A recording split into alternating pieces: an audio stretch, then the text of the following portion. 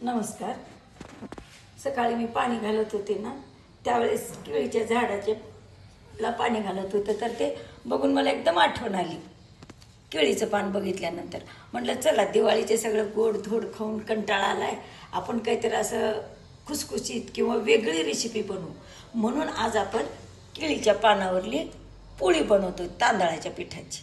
तर मी सांगते तुम्हाला काय काय साहित्य पाहिजे.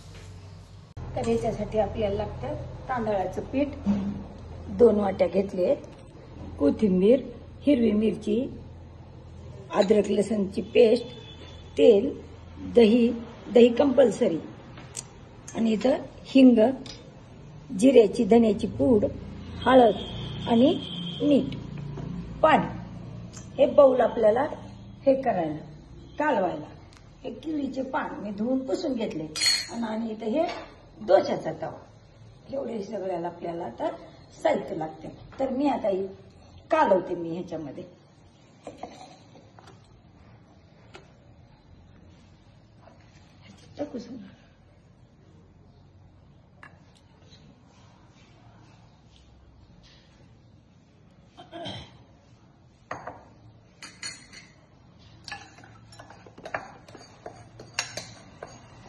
ही तांदळाचं पीठ, ही अर्धी वाटी दही.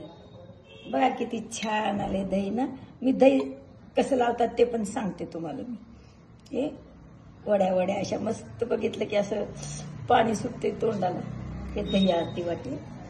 आता आपण टाकू 1-2 चमचे तेल.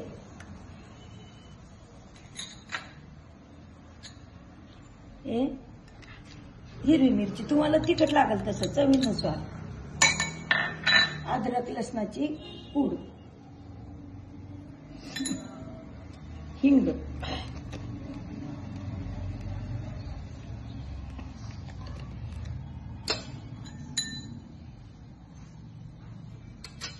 हळद, धनेपूड आणि थोडस लाल तिखटाच्या त्या बिया.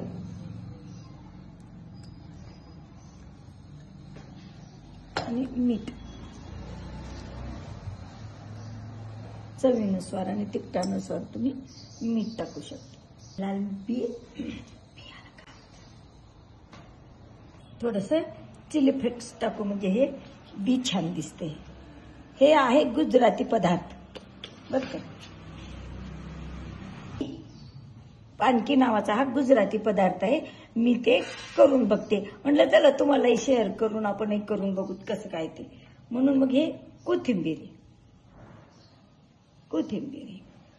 पानकेक नावाचा गुजराती पदार्थ आहे, पण त्याला आपल्या महाराष्ट्राचा तडका देऊ. आता ह्याला आपण कालून घेऊ.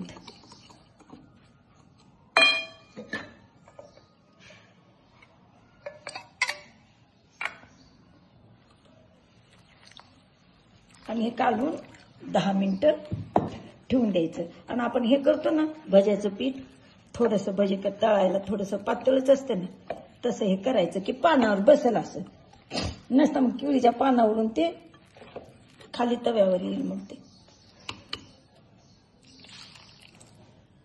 ह्याला 10 मिनिटं भिजू द्यायचं. 10 मिनिटं भिजू दिलं की मग हे फुगून येईल जास्त छानसं.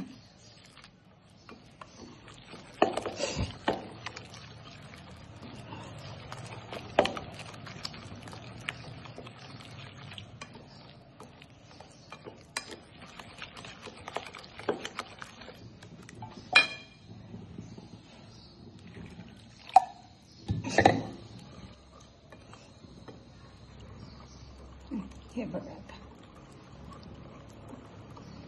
असं सगळं एकजीव करून घेऊ. हे आपलं बॅटर काय म्हणतात तुम्ही ते तयार झालं.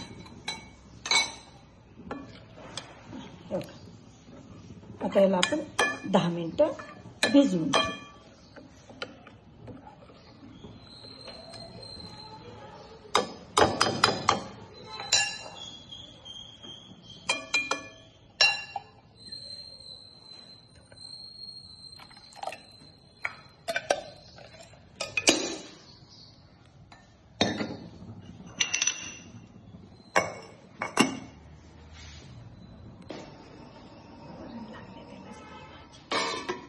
आपण याला आता बाजूला ठेवून देऊ आणि आपण इकडे तोपर्यंत तयारी करू. हे तवा घेतला, तवा हे बघू आपण 10 मिनिटं भिजू घातले. हे बघा असं झालं. हे कलर पण किती छान आला बघा. आणि आता आपण काय करू, तवा गरम करायला ठेवू आणि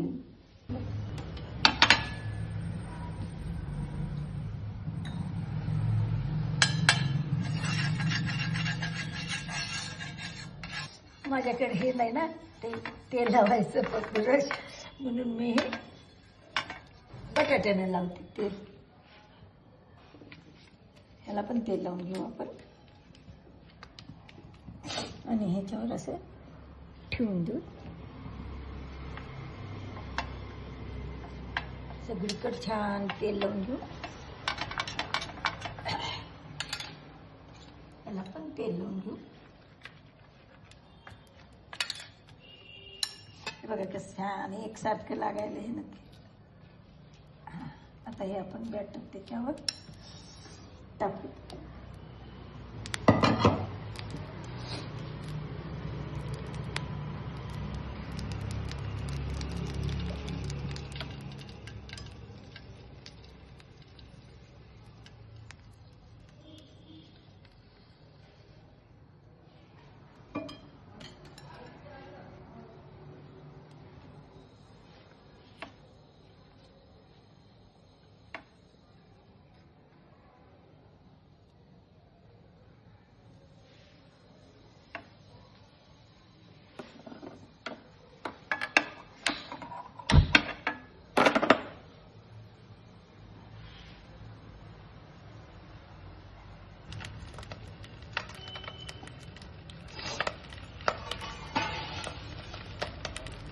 मोठं जातं त्यांना वरून एक तेल लावलं.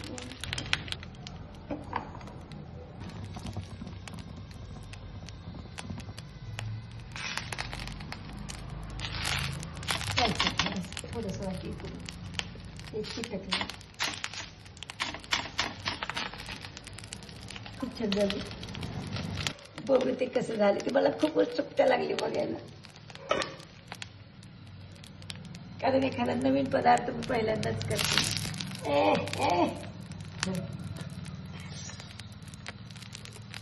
म्हणजे गुजराती पदार्थ.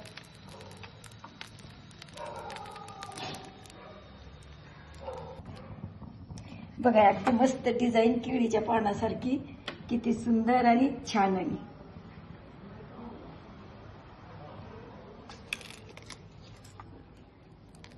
हे बघा, तुम्ही हे शेंगाच्या चटणी बरोबर, खोबऱ्याच्या चटणी बरोबर, दह्यात कालून फोडणी देऊन खाऊ शकता. उलट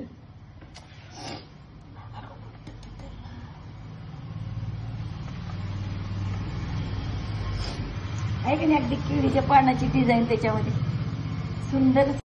चला आता बघू आपण ते झाले का. थांबा. डेंटडेंग. चला आता बघा किती मस्त आलं ना हे, अगदी केळीच्या पानासारखं दिसायला बघा छान. आता आपण याला खाली घेऊ.